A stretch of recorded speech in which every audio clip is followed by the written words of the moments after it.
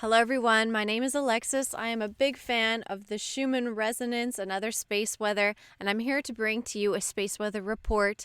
This is something I do on my blog, Instagram, Facebook, and also on YouTube. Today is December 29th, and it is 2:22 p.m. PST, Pacific Standard Time, and we have a 13-hour-long Schumann Resonance blast that occurred in the last 24 hours. The sweater that I'm wearing displays a 24-hour-long blast, and so this is a significant blast, but it's not the biggest we've ever seen. So I'm going to jump into all of that. The first thing I'd like to show you, with I believe is a part of the energies of this blast, is the beautiful solar eclipse that we had on the 26th of December this year over Saudi Arabia and the rest of the Eastern Hemisphere. This I found on TikTok, which I am on. If you'd like to follow me, it's Ascension Diaries. I make TikToks too for fun. But this is the solar eclipse. So this is when the moon goes completely in front of the sun, blocking it out. It's not advised that you stare at it, but it's still pretty epic. People are cheering. It was an exciting time. So thank you to this random person who put this on the internet. I appreciate seeing the eclipse from over here in the Western Hemisphere. So I'd like to also thank my friends at the Enlighten Up podcast, because they had me on their podcast just recently. It was released on the same day as the eclipse, the 26th, and I talked about the Schumann Resonance. I talked about living in a van for a year and 5G as well. So that is an option. I'd advise you to check them out. They're on Spotify as well and Apple Podcasts. But why are we really here? Okay, I'll stop messing around. Let's look at the Schumann Resonance. So according to disclosurenews.it, the Schumann Resonance was active between Universal Time 0 to Universal Time around 13. So again, 13 hours long. For me, and what I viewed in my rough estimates was that this occurred around 3 or 4 p.m. Pacific Time and ended around 3 or 4 a.m. Pacific Time this morning, the 29th. And so this blast was very large. You can see that it was very white, high amplitude, okay? The blue is low amplitude, and the amplitude was powerful from 0 hertz all the way to and past 40 hertz, which you can see here, but my little logo is blocking it. 40 hertz, there it is at the bottom. So it went past 40 hertz, which means that it went into the gamma brainwave state range, at least it dallied. It went into that range. I don't know how far past 40 the frequencies were being stimulated, but I can tell you that at least from 0 to 40, we were very, very stimulated. So let's look at the numbers a little more specifically. During the last hour of this blast was the most powerful amplitude. Even though it didn't jump a huge amount compared to the rest of the 13 hours, it did have a grand finale in a way, where it reached an amplitude of a 93. The 7.83 hertz, which is around this part of the chart horizontally if you're following my cursor. Okay, so this horizontal area of the chart just is what I'm looking at in this data. Reached an amplitude of 93 around this time. So that's very interesting. Hit a 93. Then around the most of the 13 hours, it was around a 74 average. The other frequencies here also showed the same kind of behavior, but their amplitudes weren't as high. As the frequencies get higher, I notice the amplitude gets less intense. Even though it's hard to tell on here, it's definitely wider in this area versus this area down here. That's where I'm going with on this. So let's look at what the 7.83 hertz frequency, which is the fundamental of the Schumann resonances, hit drastically an 8.50 hertz instead of 7.83 average. So that's where it peaked as well. So we got 93, an amplitude of 93, hitting specifically 8.5 hertz. And the quality of it was also very high. So the quality hit a 32. So this 8.5 hertz hit an amplitude of 93 and the quality of 32. So this was a very powerful, concentrated frequency that was present during that time. Where's my brainwave? Here we go. So this is where we're going to talk about brainwaves next. From 0 to 4 hertz, we're in the delta brainwaves. From 4 to 8 hertz, we're in the theta brainwaves. So we went 8.5. So we kind of moved into alpha wave state. And the alpha wave is the frequency bridge between our conscious thinking and our subconscious mind. So it's a good state to be in. It's a good, healthy equilibrium state where you're kind of braiding together your whole consciousness. And it can also, in high levels, when we get into the low levels of this frequency, which is 8.5, people can report OCD, anxiety, and stress. But it's not the only thing. Again, a frequency bridge between your subconscious and conscious mind could also put you in a really good focus. So it depends on the person, depends where you are in your mental health state personally. Just so you know, everyone does react differently to these brainwave states in a lot of ways, and these frequencies that are coming in. During the eclipse on the 26th, I was hoping to look at the heartmath.com graph and look at the Schumann Resonance in Saudi Arabia. And unfortunately, that specific site is down and did not publicly report the Schumann Resonance during the eclipse at that location, which sucks because I was really looking forward to comparing it. But as you can see here, really small, it reads a 0 for the Saudi Arabian line, which is the second one here in the little box, second from the top. Which is unfortunate. Everywhere else in the world seemed to be doing all right. There is a little bit of a Schumann resonance anomaly during that time still around the rest of the world, so that's cool, a little hump there. Then it gets a little quieter, and the last 24 hours it actually seems to have been getting pretty quiet around the world, which is weird because, again, we just had a 13-hour long blast. Don't know where that's properly showing up on this chart.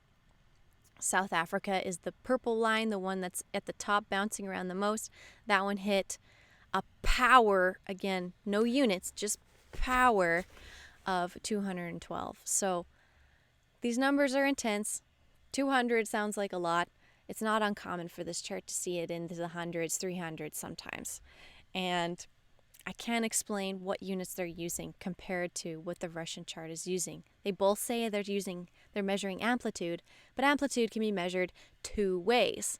So neither of them are talking about what units they're using, so I can't pick or choose what ways they're measuring, but I'm assuming they're measuring one of each because their numbers never line up. So let's look at the solar weather, because usually the sun has something to do with what these energies are. It's the closest energy producing thing really to us as a planet, so it's easy to be like, okay, what's the sun doing? And I will show you. There is a bright spot on the sun and a coronal hole, as seen here. Okay, so, and here, obviously, this is a big coronal hole. Usually the poles of the sun have coronal holes like you see now, but the ones that kind of float around in the middle are the ones we watch, and also these bright spots we watch. So there is some solar activity facing Earth right now that is decent, but to have a 13-hour long, very sustained blast like this, I don't know if it's exactly because of the solar weather, but I'll show you more reasoning for that. No real solar weather reports today, and the charts all seem very steady. See these lines? There's no jaggedy, weird, lumpy portions of these charts. The solar wind actually decreased over that time. Not a great case. And the geomagnetic field was at an all-time low, all-time quiet, reading a KP of 0. So when the KP is really, really low, that means that the magnetic field that's protecting our planet is actually very quiet.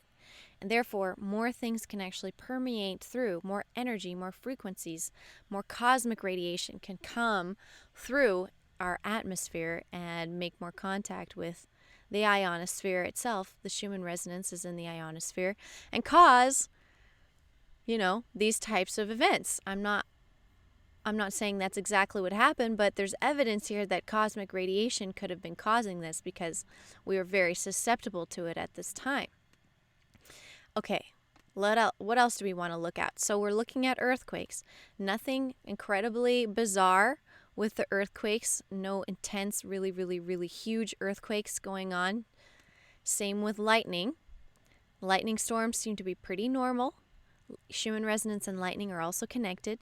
So when there's huge levels of lightning in certain parts of the area, it's likely their Schumann resonance is more intense there. That's what's told. So I'm thinking it's cosmic. I have some more evidence to back that up.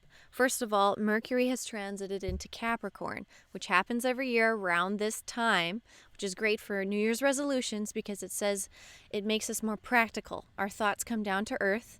Our ideals are realistic and communication becomes very clear. So, this is the most conservative sign of the zodiac, and it puts a methodical, rational spin on our thought processes and our interactions. A great time for New Year's resolutions. So that's some of our local cosmic stuff that was going on in the solar system.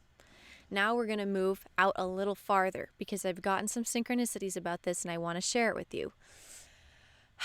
So what stars are we looking at next? Well, we're looking at the red giant of Betelgeuse, which is a part of the the Orion constellation. The Orion constellation, for those of you who do not know, looks like this. There's 3 stars that align, and then there's 4 stars like a box around it. So one of the brightest stars in the Orion constellation is dimming, and it has been the dimmest it has been seen in years, prompting speculation that this star is about to explode.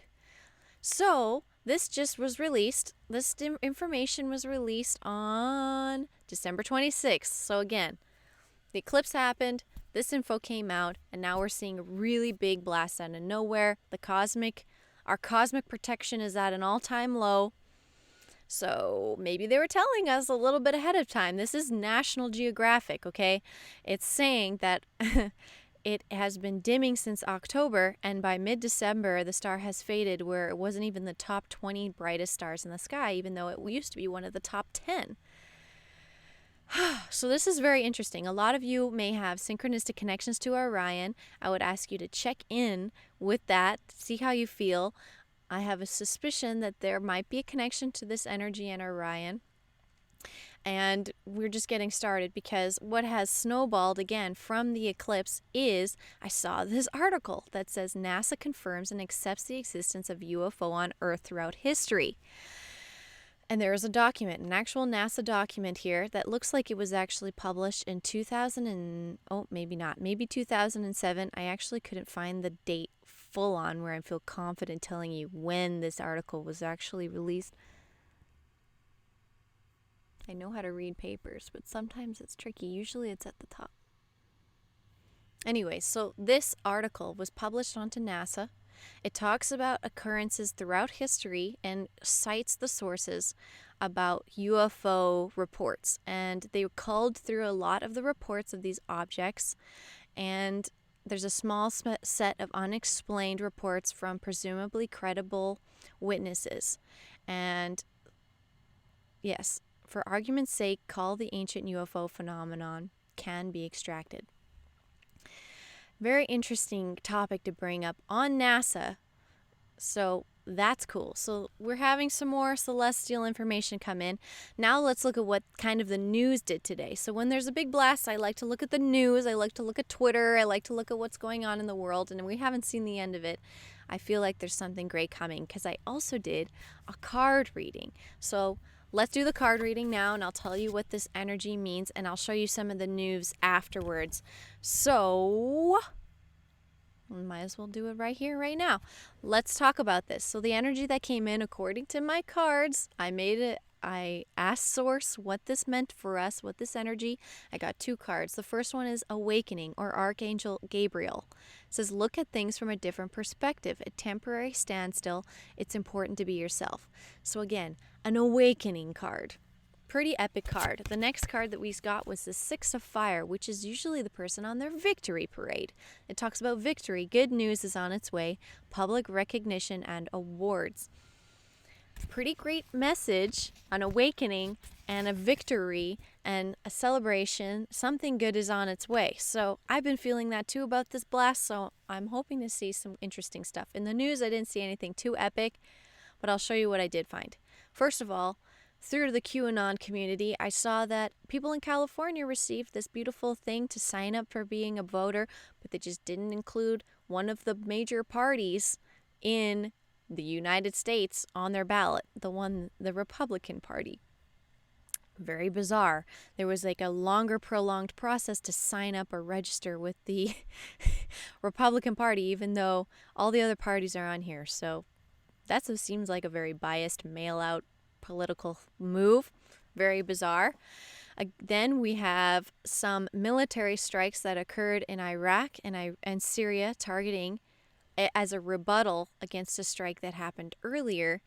So there was some firing going on in the Middle East. And then randomly the Pope talks about not using your phone when you're with your family at dinner. So some gems here. And finally, one of the last things I wanted to share with you, other than the fact that Jace and his family got me this beautiful piece of blue hair to wear on occasion, for those of you who are fans of my blue hair, I now have one that's extremely long and fun to wear. So the other blue planet I'd like to bring up, which was in the movie Ad Astra that I watched the other day, which was very weird, where the gentleman goes to the moon, he goes to Mars, and then he goes all the way out to Neptune to go find his deranged father who's on a station out there.